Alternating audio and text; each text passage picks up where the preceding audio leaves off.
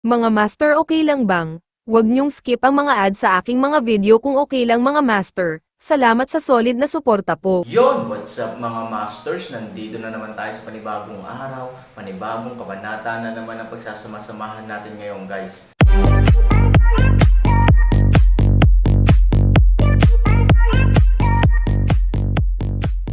Bali mga masters, kung bago ka pa lang po sa aking YouTube channel, please click the subscribe button, lalong-lalo na po yung notification bell guys, para maging connected pa rin tayo sa isa't isa at maging updated kayo sa mga susunod ko pang video.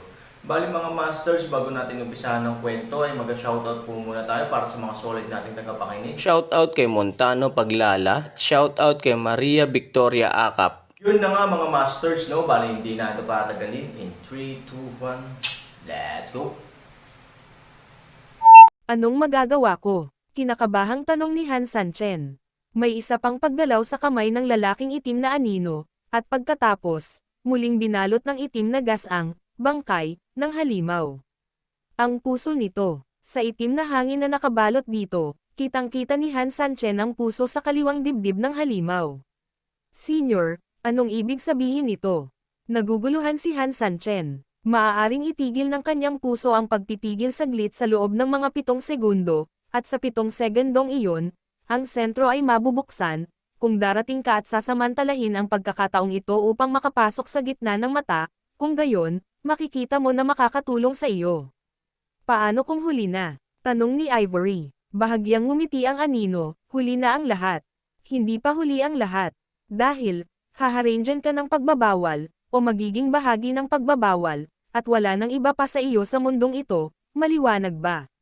Nang marinig ito, parehong nagulat sina Ivory at Zeking. Nangangahulugan ito na kung mabibigo siya, tuluyan ng mabubure si Han Sanchen. Paanong napakalaki at nakakatakot na presyo ang makapagpapagaan sa mga tao?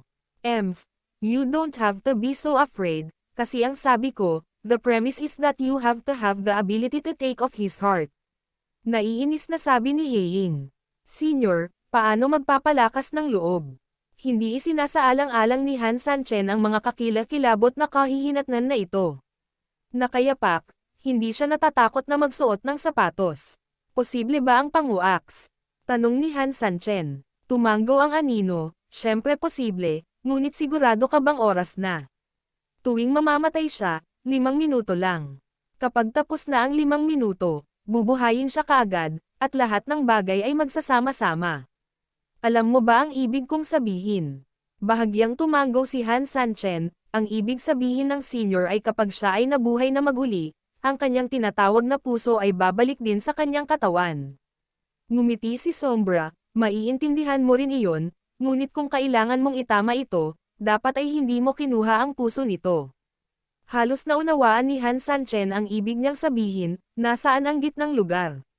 Ngumiti ang anino at muling nagwagayway ng kamay. Biglang nagbago ang lupa na puro bato, ang estilo ng pagpipinta, tulad ng araw sa langit, na may itim na streamer sa lupa. Ngunit sa hindi kalayuan, mayroong isang pentagonal prism ng liwanag. Sa pinakagitna ng liwanag, may isa pang maliwanag na pulang ilaw. Ang puso ang susi, sabi ng anino. Gayunpaman, huwag kang pabigla-bigla, wala pang 2 minuto bago ang kanyang muling pagkabuhay, umasa ka na lang sa iyong palakol na pangu para mabuksan ito ng kaunti, natatakot akong magsikap ka ngayon. Huli na iyon, mahigit kalahati na ng oras ng kamatayan ang lumipas dahil sa kaunting chat ng mga tao, at ngayon gusto kong gamitin ang sarili kong lakas para ihagis ang palakol ni Pangu para buksan ang puso niya. Sa totoo lang, hindi niya kailangang sabihin na si Han Sanchen mismo ang nakakaalam nito, ang bagay na ito ay kalokohan lang, guya. May mga bagay na hindi malulutas sa simula. Gusto mong ibalik ang kakayahan ng nakaraan, ngunit kailangan niya ang iyong orihinal na kakayahan o mas mataas para malutas ito. Ito ang tinatawag na infinite loop. Napabuntong hininga si Heying. Mapait na ngumiti si Han Sanchen, nakatingin sa bangkay ng nahulog na halimaw na lava. Mabilis na umiikot ang kanyang isip, sinusubukang humanap ng bagong paraan. Ngunit kahit ang maliit na itim na patpat ay hindi kayang basagin ang katawan ng lava, ano ang maaasahan ni Han Sanchen ngayon? May tumulong ba sa akin? Itinoon ni Han Sanchen ang kanyang mga mata kay Ivory at Zeking. Natural na naghihintay ang dalawang babae anumang oras.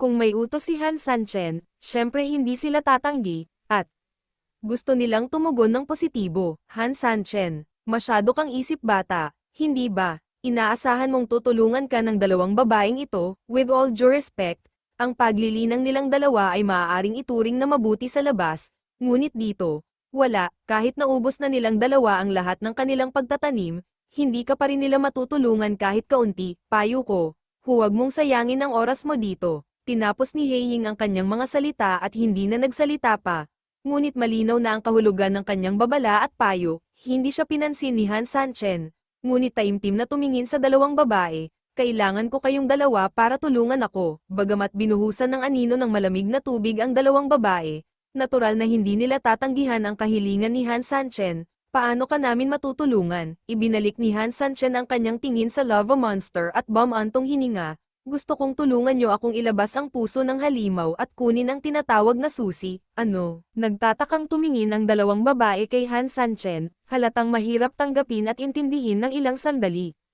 Ang ganitong uri ng bagay, maaaring pagtawanan ito ng lalaking itim na anino, ngunit kapag talagang gustong seryosohin ni Han Sanchen ang dalawang babae, hindi niya maiwasang makaramdam ng labis na pagtataka. Kung tutuusin, para sa dalawang babae, para lang itong malamig na tubig na binuhusan ng mga anino. Nais nilang umasa sa kanila upang nakawin ang puso ng halimaw ng lava. Hindi ba ito pantasya? Aaron halatang medyo nahihiya si Ivory, nakatingin kay Han Sanchen, nag-aalangan na magsabi ng kahit ano. Bumulong din si Zicheng, Brother Sanchen, wala sa amin ang dapat tumulong sa iyo na masira ang katawan ng lava monster. Kaya mo, sabi ni Han Sanchen. Nang bumagsak ang mga salita, naglakad siya sa gilid ni Ivory ng ilang hakbang, at sa ilalim ng nagulat na mga mata ni Ivory, bumulong siya ng ilang salita. Matapos pakinggan ang mga salita ni Han Sanchen, nabigla pa rin si Ivory at hindi makapaniwalang tumingin kay Han Sanchen, sigurado ka bang okay lang ito? Bahagyang tumango si Han Sanchen, magtiwala ka sa akin. Tumango si Ivory at sumulyap kay Ziking, magtulungan tayo upang maitanim ang tunay na enerhiya kay Sanchen, at subukang hayaang mawala ang bakas ng enerhiya sa kanyang katawan. Nang marinig ang mga salita ni Ivory, nag-alinlangan si Ziking saglit, ngunit pagkatapos na tingnang mabuti ang matigas na ekspresyon ni Ivory, tumango pa rin si Ziking. Ang pangangailangang ito ay hindi dapat ituring na sobra-sobra, at ito ay halos hindi maaabot sa ilalim ng mainam na mga kondisyon. Gawin mo. Tumango si Ivory kay Ziking. Sa sumunod na segundo, nanguna si Zicheng at hinampas ng palad ang kanang balikat ni Han Sanchen, at mabilis din itong hinampas ni Ivory sa kaliwang balikat niya. Si Ziking ay isang banal na katawan, at ang banal na kapangyarihan sa kanyang katawan ay likas na pambihira, habang sina Ivory at Han Sanchen ay mag-asawa, at ang kanilang mga hininga ay nagtatalik na. Kaya naman naniniwala si Han Sanchen na kung magtutulungan ang dalawang babae, posibleng magkaroon siya ng napakaliit na tunay na enerhiya sa kanyang katawan sa maikling panahon. Bagamat ang enerhiyang ito ay maaaring napakabanayad na maaari itong baliwalain ng direkta, at hindi man lang nito mapapalipad si Han Sanchen o makapaglabas ng isang tiyak na enerhiya ng mahika, para kay Han Sanchen, sapat na ang mga ito. Tara na, bulong ni Han Sanchen sa dalawang babae, at mabilis at mabagal silang naglakad patungo sa katawan ng lava monster. Sa harap niya ay hindi maiwasang kabahan ang dalawang babae. Pagkatapos ng lahat, bakit ang isang manipis na patay na kamelyo ay mas malaki kaysa sa isang kabayo? Ito ay isang buhay na halimbawa. Parehong kinakabahan si Han Sanchen, ngunit hindi tulad ng dalawang babae, mas nag-aalala siya kung magtatagumpay ang kanyang plano. Maghintay, pagkatapos kong tapusin ang gawain, maging matagumpay man ito o hindi, dapat kayong dalawa ay umatras kaagad. Kung mas malayo dito, mas mabuti, maunawaan. Kapag nabigo ang sarili nitong operasyon, malapit nang mawala ang oras ng pagkamatay nito. Kung ang dalawang babae ay masyadong malapit dito at ito ay muling nabuhay, ito ay natural na magiging lubhang mapanganib. Nagkatinginan ang dalawang babae at tumango. Nang walang pag-aalala, ginalaw ni Han Sanchen ang kanyang kamay, at isang jade sword ang direktang inilabas. Anong ginagawa niya? Hindi mo kailangan ng magandang palakol na pango, anong putol na espada ang ginagamit mo? Oo, Hindi ba niya dapat hayaang tulungan siya ng iba na mag-input ng nakakainis na enerhiya? Dapat ba niyang gamitin ito sa paglalaro ng panguak sa mas malaking lawak? Bakit? Bakit gumamit ng espada? Sa itim na hangin sa maliit na mid-air, ang mga tao sa loob ay kakaiba at napakadaldal tungkol sa isa't isa. Malinaw, naunawaan at sinuportahan nila ang mga aksyon ni Han Sanchen sa unang bahagi, ngunit hindi nila maintindihan ang mga aksyon sa ikalawang kalahati. Ang puntong ito, kahit na ang anino, ay ganap na ignorante. Hindi rin niya masyadong naintindihan kung anong drama ang ginagampanan ni Han Sanchen. Gayunpaman, hindi siya nagbuka ng anumang bibig dahil sa mga pagdududa, dahil alam niya na tiyak na hindi magiging walang ingat si Han Sanchen pagkatapos ng maikling pakikipag-ugnayan. Sa harap ng bangkay, na malapit ng buhayin ng halimaw ng lava, natural na hindi siya magpapabaya. Siya ay dapat magkaroon ng kanyang mga dahilan para sa paggawa nito. Gayunpaman, muli, bumalik ang mga salita, ano ang kanyang intensyon. Ngayon, ang lahat ay maaari lamang maghintay at manood. Tawag. Doon, nagpakawala rin ng mahabang buntong hininga si Han Sanchen, tumingin sa malaking bangkay ng lava monster sa harapan niya, at nagngangalit ang kanyang mga ngipin. Handa na ang lahat, magsisimula na ako. Nang bumagsak ang mga salita, itinoon ni Han Sanchen ang kanyang mga mata sa kanyang likod malapit sa kanyang puso, binanggit ang Jade Sword, at direktang nagsimula. Siyempre, nang bumagsak ang anino ng espada, nanlaki ang mga mata ng lahat. Ito, anong ginagawa nito? Baliw ba siya? Nasilaw ba ako? Isang grupo ng mga tao ang sumigaw sa gulat sa itim na hangin. Para sa mga kinikilos ni Han Sanchen ngayon, masasabing sila ay ganap na tulala at ipinagbabawal.